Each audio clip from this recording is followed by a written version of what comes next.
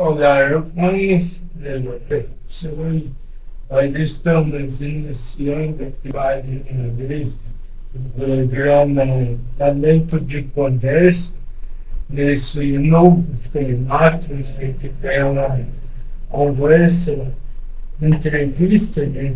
E hoje nós temos a oportunidade, a honra de estar aqui com o pastor Virgínio de Araçatuba, São Paulo, para nós conhecermos um pouco melhor sobre ele e que ele possa falar e trazer uma ajuda para o conselho e que será de grande valia para todos.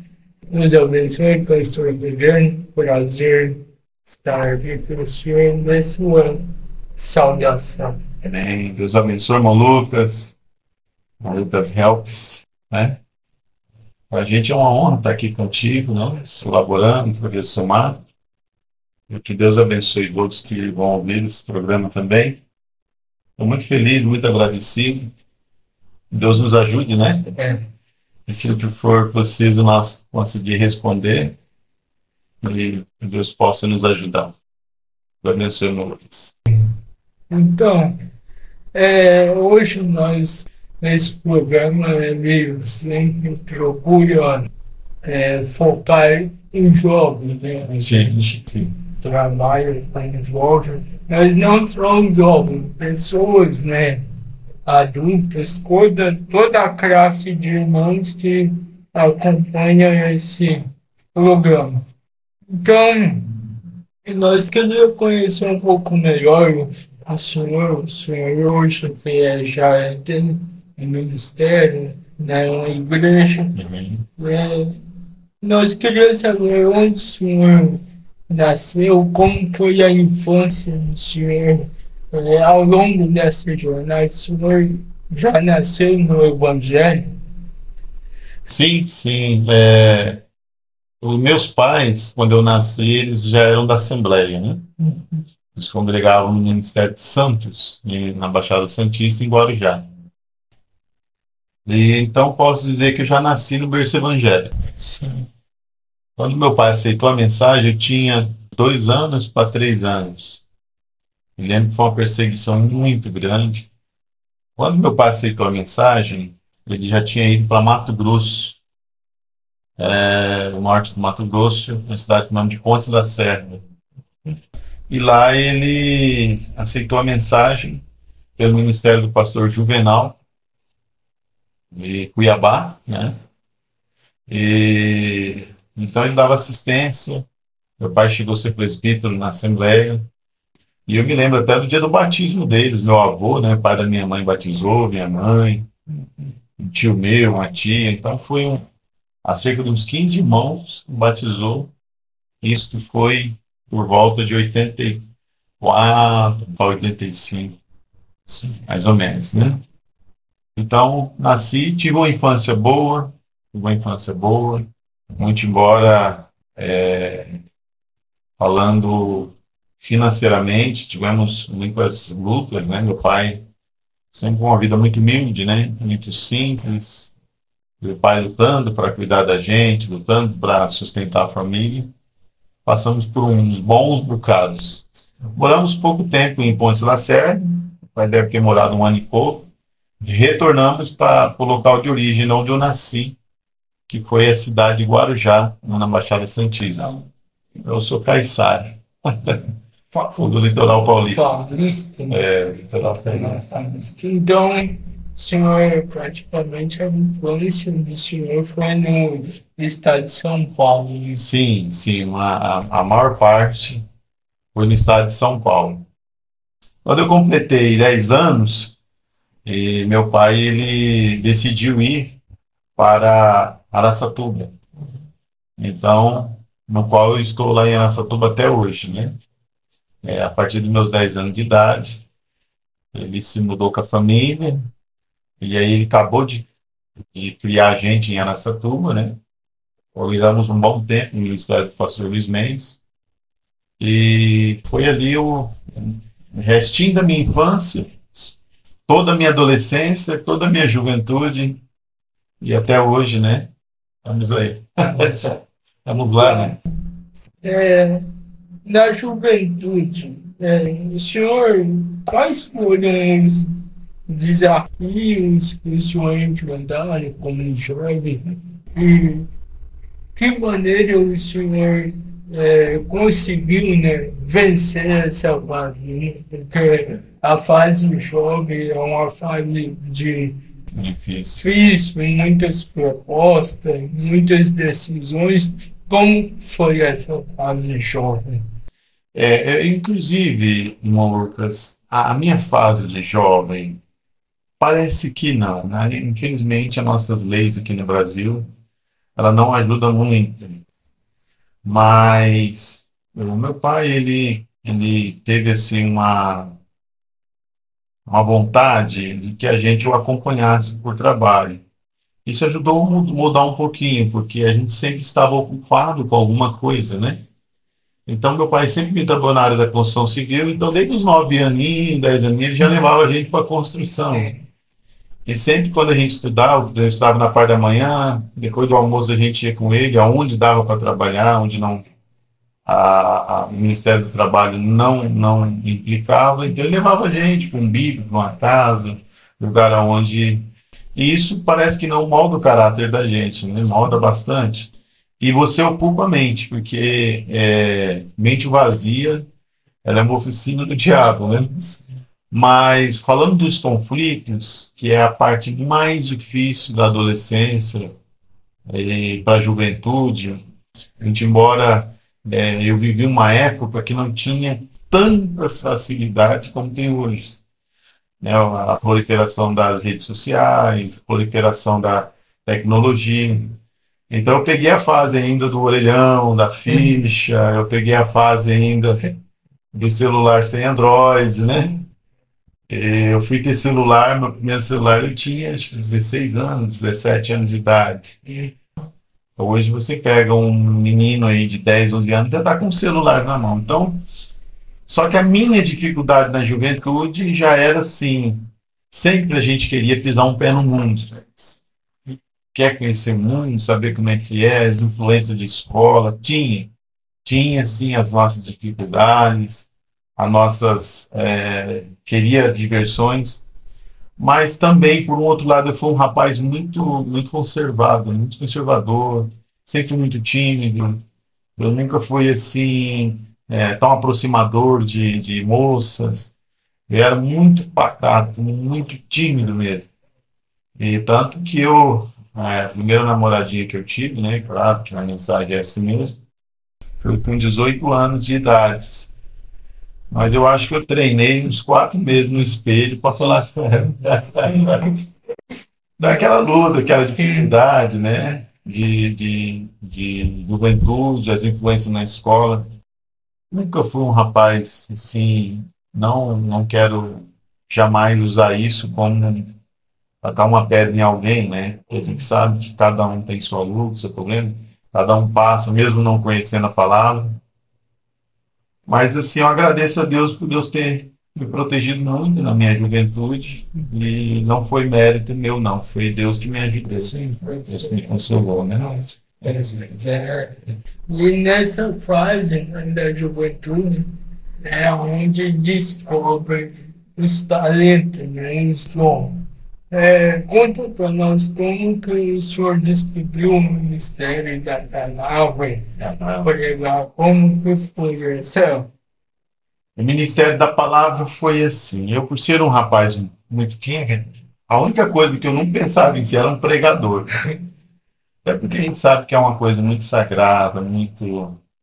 Tem que ser mesmo um chamado de Deus, né? Tem que ser muito assim a vontade perfeita mesmo de Deus. Mas a gente trabalhava com os jovens, né? Mesmo lá na igreja do pastor Luiz Ney, trabalhava com jovens, cheguei a ser vice-líder dos jovens e começamos a nos envolver.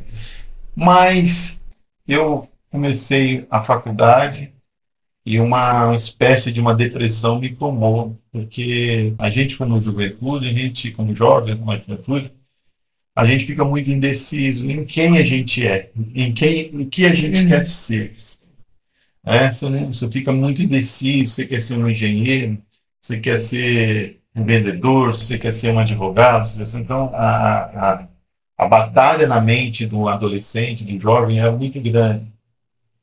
E eu comecei a buscar a Deus numa fase difícil que eu passei, assim, de estar me sentindo muito sozinho. E eu até contei numa live que a gente fez tempo atrás, que foi no pastor Samuel Rodão, acerca de um livro que eu encontrei em casa. Eu comprei um tapete para minha mãe para aliviar um pouco essa solidão por dentro, esse vazio por dentro. E Deus me guiou a um livro à tardezinha que eu peguei, achei um livro, muito tempo estava ali. Esse livro era do filho do pastor, né, na época. E aquele livro me chamou a atenção, os 20 heróis da fé. E eu estava pensando em sair da igreja, um pé no mundo, um pé na igreja. Aquele livro me ajudou muito a descobrir quem eu deveria ser, né? Eu já tocava na igreja violão, eu estava na igreja teclado, mas assim, aquela fraqueza espiritual, aquele desânimo, eu fui assolado por um desânimo muito grande. Aquele livro me ajudou a me posicionar, foi Deus. Ali fala de Moody, fala de David Livingstone, fala de Charles Spurgeon, enfim, o pastor Irri, fala de muitos bons pregadores que foram heróis na fé aí nos séculos passados, né? Então aquilo eu falei, será que Deus está me chamando para ser um ganhador de almas? Porque aquilo identificou comigo, mas eu não sabia nem começar, eu queria só uma confirmação de Deus. E um dia eu faltei na faculdade porque eu queria orar. Fui no culto de oração, e naquele culto de oração eu comecei a chorar na presença de Deus. Comecei a chorar na presença de Deus. Eu estava voltando das férias do meio do ano da faculdade. E aí esse culto de oração me ajudou muito, porque eu comecei em lágrimas a pedir para Deus uma resposta de quem eu era, do que Ele queria para a minha vida. Foi quando o auxiliar do pastor, nesse dia, bateu a mão nas minhas costas e disse assim, irmão Rogênio, o senhor vai pregar sexta-feira. Sexta-feira. E aquilo parece que foi assim, meu Deus, será que é isso? Será que o senhor está me chamando para pregar o evangelho? Então foram confirmações divinas que veio assim, aprimorando, né, que veio reiterando com a vontade que eu queria, que eu tinha vontade de saber da parte de Deus quem eu era, que chamado Ele teria para mim. E desde então nunca mais parei de pregar. Escrevi uma pregação todo dia do pastor Guanin, na época, né? Eu preguei, meio atropelado, meio... sempre o primeiro enxergar velho, intenção. Muito grande. Então, aí o senhor descobriu como que foi, então, depois do senhor casou, depois Sim, aí foi um período assim que na época me esforcei mais com os jovens, a vontade de orar, de jejuar, de ler mensagem, veio assim de uma forma bem expressiva na minha vida, de uma forma desejo, né, uma sede muito grande por Deus. E eu comecei a jogar também toda coisa que impedia Deus de operar na minha vida. Eu até disse para vocês antes de começar o programa que eu trabalhei como cinegrafista, né? E também, por causa desse trabalho, eu tinha muitas músicas que a gente acaba mexendo com isso e acaba gostando. Eu tinha músicas, CDs de Zezé de Camargo, de CD de Chitão de Chororó, de músicas estrangeiras, né? Até mesmo antigas, de Beatles, John Lennon, tantas coisas assim que... E quando eu vi que Deus estava me chamando para um nível mais alto, para uma profundidade, um amor dele, eu me desfiz de todo esse material que eu tinha. Eu gostava de uma música sertaneja, com Chororó, gostava, e peguei uma pedra e quebrei tudo. Sim. Porque isso é muito importante. Quando a gente quer ver Deus trabalhar na nossa vida, a gente também tem que fazer a nossa parte. E aí, depois viemos congregar no ministério do pastor Oswaldo. A gente não vai entrar nesse detalhe, né? Porque nós somos do pastor Luiz Mendes. Mas o pastor Oswaldo passou a dar assistência para nós no final de 2003. 2004 já tinha um trabalho. E ainda novo, eu fui auxiliar do pastor Oswaldo, solteiro, né? E casei-me com uma moça daqui de Campo Grande, uma Angélica.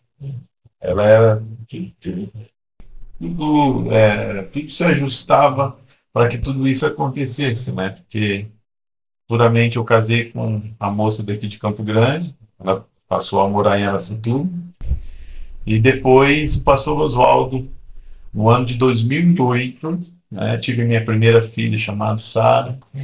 Deus levou ela com 11 meses de idade. Foi um tempo muito difícil para mim. É difícil que, quando a gente lembra, a gente mais até se emocionar, porque só um pai que perde um filho, que o natural é um filho sepultar o pai, não o pai sepultar o filho. E eu sepultei minha filhinha com 11 meses, né? E depois veio minha segunda filha, Ana Raquel, que hoje é a minha filha mais velha, né? Ela vai fazer 15 anos. E em 2008, abril de 2008, eu fui consagrado a pastor, pelo pastor Oswaldo, nos 51 votos. Era até a quantidade de votos. Há um contra, né? Então, sempre tem um ponto. é bom ter, porque isso mostra que alguém tem que olhar a gente. Sim. Então, aí o senhor começou bastante ano, hoje tem um trabalho muito bom. Sim, sim. A gente tem pastoreia ali a média de quase 70 irmãos na cidade de Aracatu. E temos um trabalho em rancharia, né? Também a gente está ajudando os irmãos ali em Guarujá também e também na cidade de Valparaíso. São 4 congregações, né, que a gente ministra. Qual o conselho que o senhor daria para os jovens de Santa Catarina e também aqueles que ocupam um cargo na igreja, o cargo, líder de gente, o conselho? Primeiro assim, irmão Lucas, por parte, conselho para os pregadores, né? Isso vai para também funcionários, seus trabalhos, sempre quem estão superior. Eu sempre digo, se você for um bom auxiliar, se você for um bom servo, você vai ser um bom líder. Princípio de tudo, você tem que ser um bom servo. Sim. Você tem que ser bom. A gente não perde por ser bom. Por ser obediente, por ser... o que levou o José a ser governador do Egito? Ele sempre foi um bom servo. José foi um bom servo na casa de seus pais. José foi um bom servo para Potifar. José foi um bom servo na prisão. O carcereiro confiou os presos na mão de José. Depois, quando ele teve a oportunidade de revelar aquele sonho para Faraó, fez com que ele fosse foi o melhor governador que o Egito já teve. Então, assim, digo para os jovens, se sempre tem que ter um superior, a prestação de contas, a obediência, o respeito é muito importante. Lugar onde não tem hierarquia, ele vira bagunça. Todo lugar que não tem uma hierarquia, não há um respeito, não há uma obediência, há uma tendência de virar a casa de mãe Joana. Então, eu digo para o conselho que eu dou para os jovens pregadores, sempre procure ser mais aluno, discípulo. Discípulo, porque quanto mais a gente é discípulo, mais a gente aprende, mais a gente... eu sempre digo que o crescimento ele é opcional. Envelhecimento é inevitável. Envelhecimento, a gente está envelhecendo todo dia, mas o crescimento ele é opcional. Tem pessoas que param no tempo, né? Então, como você cresce? querendo aprender. Sim. E nunca achar que sabe tudo. Tá Sim. sempre aprendendo. E uma coisa que eu aprendi também, ser bom ouvinte. Quando você é quando nós somos um bom ouvinte, Sim. seremos um bom professor. Sim. Eu digo sempre assim também, né? Quem ouve aprende. Quem aprende cresce. Quem não ouve não aprende. Quem não aprende não cresce. E quem não cresce se torna escravo da mediocridade, ignorância. Né? Então são assim esses passos. Eu digo para os jovens: aprenda, seja bom, seja humilde, não é? Seja humilde. Tudo isso é importante. Por exemplo, quando chegar num casamento, sempre está um pastor ali olhando, um pastor mais velho, um pastor. Ele olha assim, aqui vai ser um pastor. Posso colocar em tal região, posso colocar em tal cidade, ele pode me ajudar aqui. A confiança ela é muito importante. A gente sabe que ela não pede, ela se conquista. Né? Não sei se está conseguindo responder. Sim, Né? com certeza. Eu creio que isso ajudou bastante.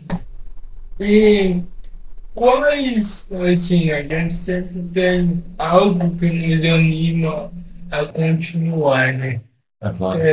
O que, assim, anima o senhor? A gente sabe toda, a gente às vezes passa por lutas, provas, né? Sim. Desafios, e bate aquele desânimo. O que anima o senhor, assim? Primeiro, depois que a gente é cristão, uma das coisas que mais me anima é sempre lutar pela fé que uma vez foi dada aos santos. Né? Quando eu vejo aqueles heróis do passado, aqueles irmãos do passado, que tiveram as mesmas dificuldades nossas, as mesmas perguntas, e eles venceram. E o mesmo Deus que eles serviram é o mesmo Deus que eu sirvo.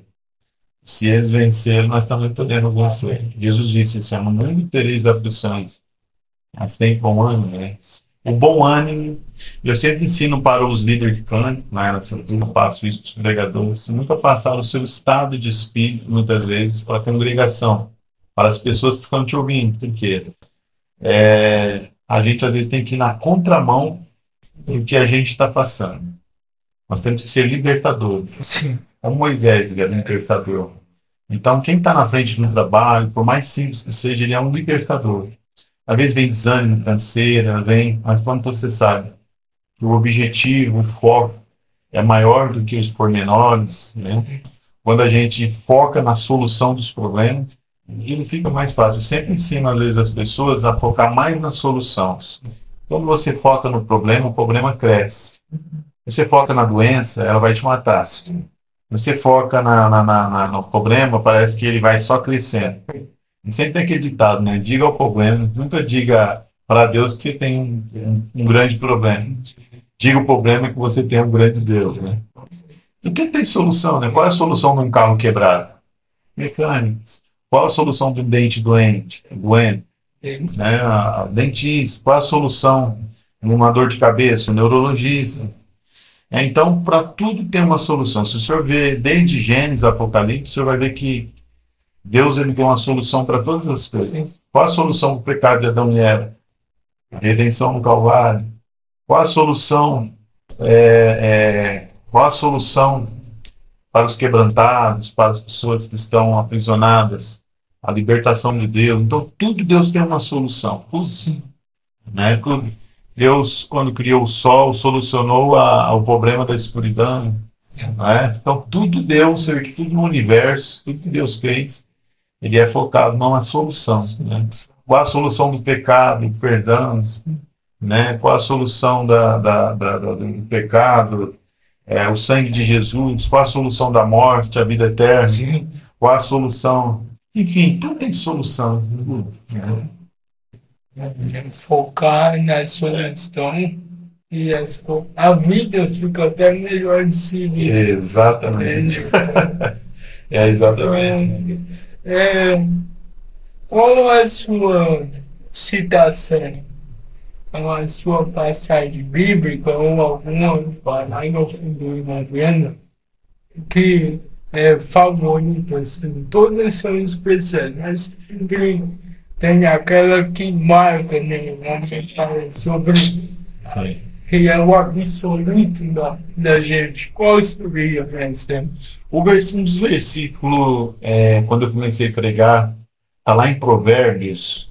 Eu não me recordo agora exatamente o capítulo e o versículo, mas depois nós podemos procurar. Ele diz assim: livra os que estão destinados à morte, se puderes livrar. Foi onde eu comecei. Quando eu vejo alguém indo para a desgraça, ou eu vejo que aquela pessoa está no caminho do inferno, se eu puder livrar aquela pessoa, eu vou fazer de tudo para. Né? Então isso me marcou muito, né? Me marcou muito. E na mensagem,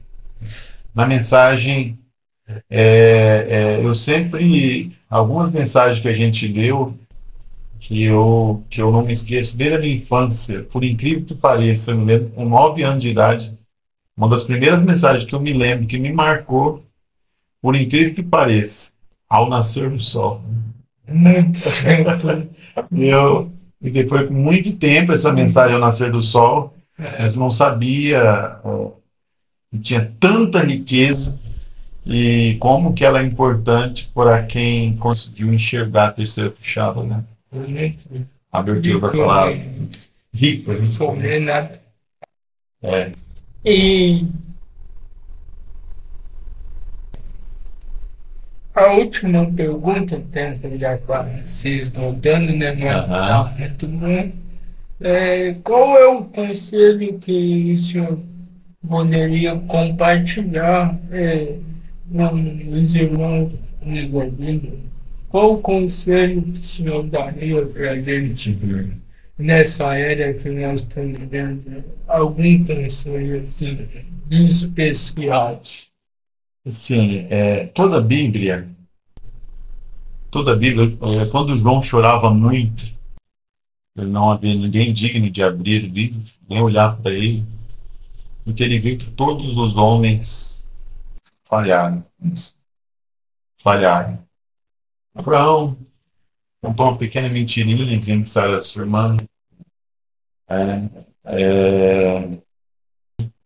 Sansão teve seu problema.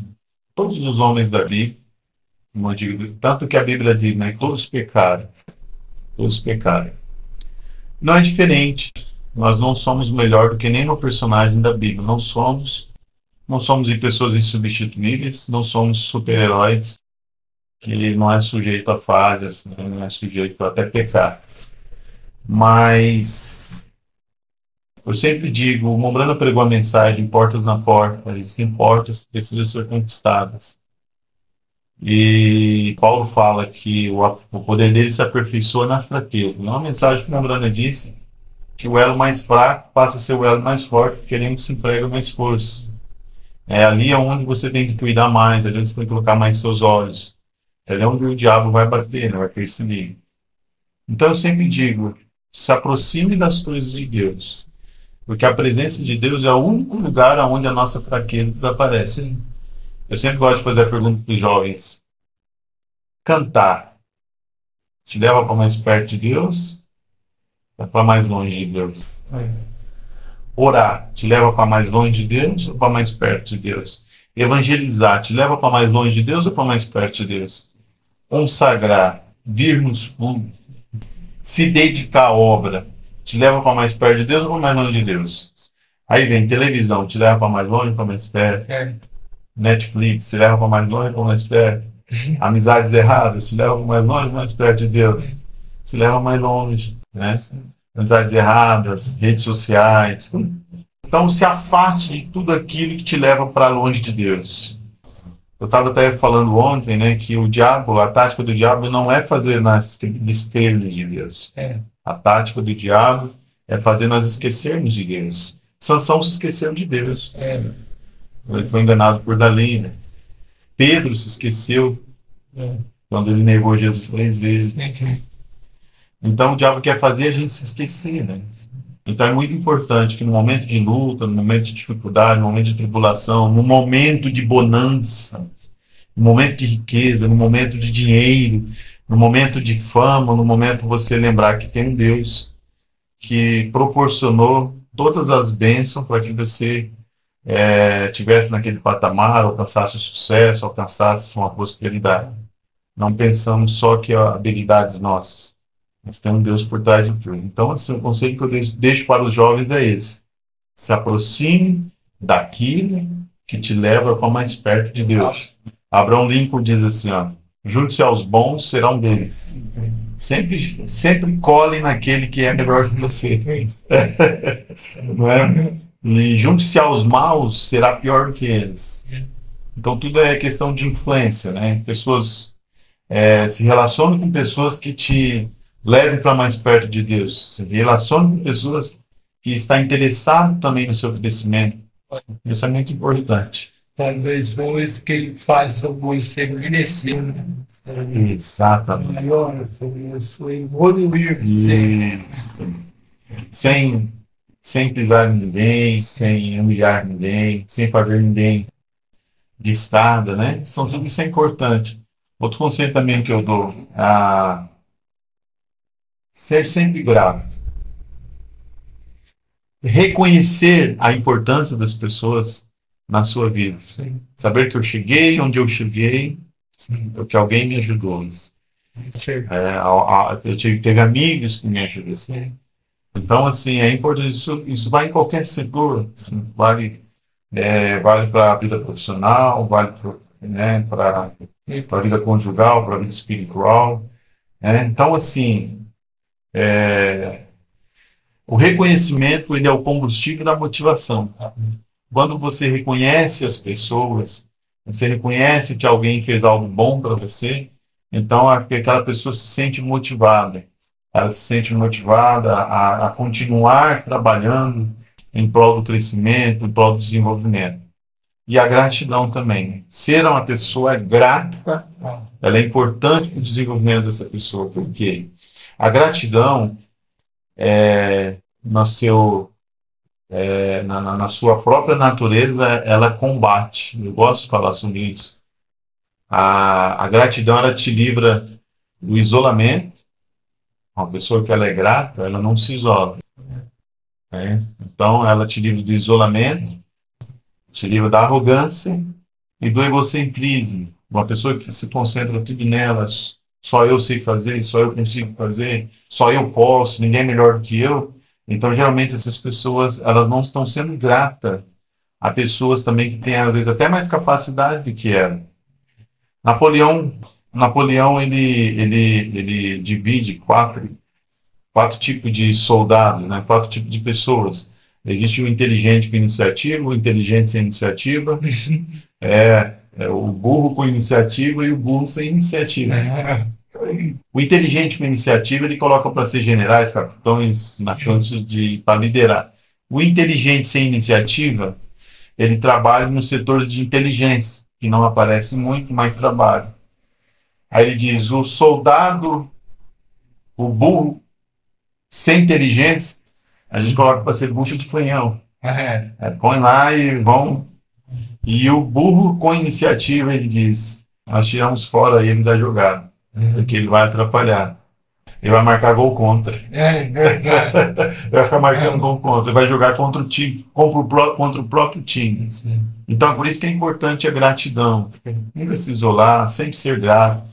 Por mais que seja um copo d'água, Deus abençoe por um copo d'água. Ser gentil, você não pede por ser bom, você não pede por ser gentil, você não pede por reconhecer a importância das pessoas no seu sucesso, no seu trabalho, seja em qualquer área, em qualquer setor.